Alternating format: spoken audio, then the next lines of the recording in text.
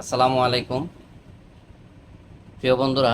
আজকে আবারও একটা ভিডিও নিয়ে আপনাদের সামনে হাজির হলাম। আজকের ভিডিওটা অবশ্যই আপনারা অনেক গুরুত্বপূর্ণ সহকারে শেষ পর্যন্ত দেখবেন, ভিডিওটি স্কিপ করবেন না।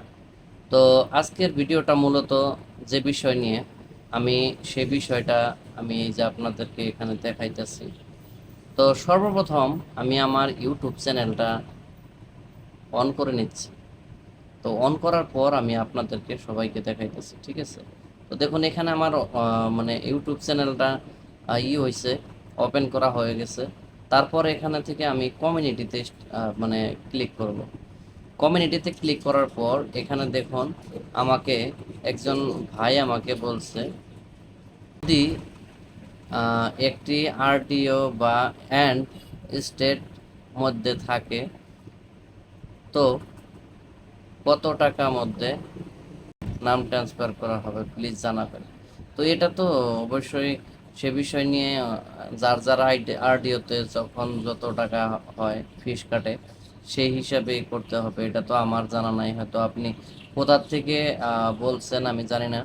তো আমাদের আসাম থেকে যেটা, সেটা হলো আমি অবশ্যই যে ভিডিওটা দিয়ে দিছি সেই ভিডিওর মধ্যে আপনারা দেখতে পাবেন আমি স্কিপ করা নাই, সেখানে পেমেন্ট কত টাকা কেটেছি আমি সম্পূর্ণ ওখানে রয়েছে।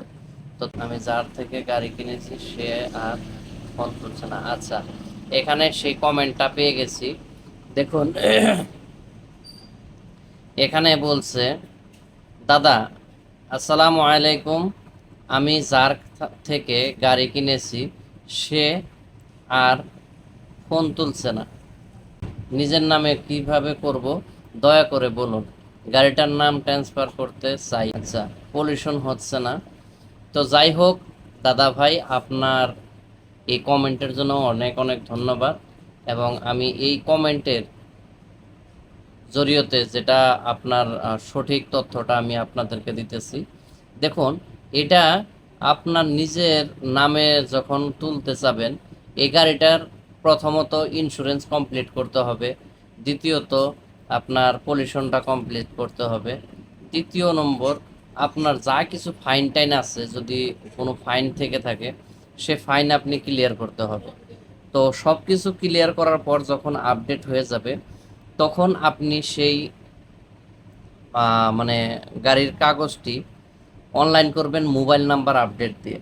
তো মোবাইল নাম্বার কার্ডটা রয়েছিল, অবশ্যই আপনি সেই বিষয়টা ভালোভাবে জানবেন।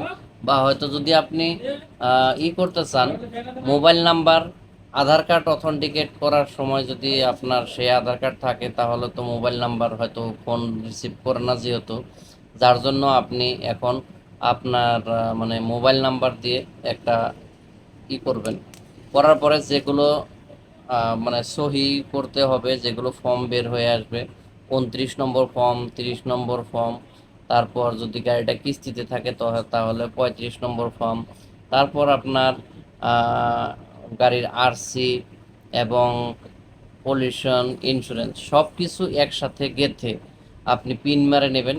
তারপর এই কাগজগুলো, সম্পূর্ণ কাগজ আপনার যেটা নিকটবর্তী আরডিও রয়েছে, মানে আপনার গাড়ির নাম্বার অনুযায়ী সেই হিসাবে আপনি করতে হবে।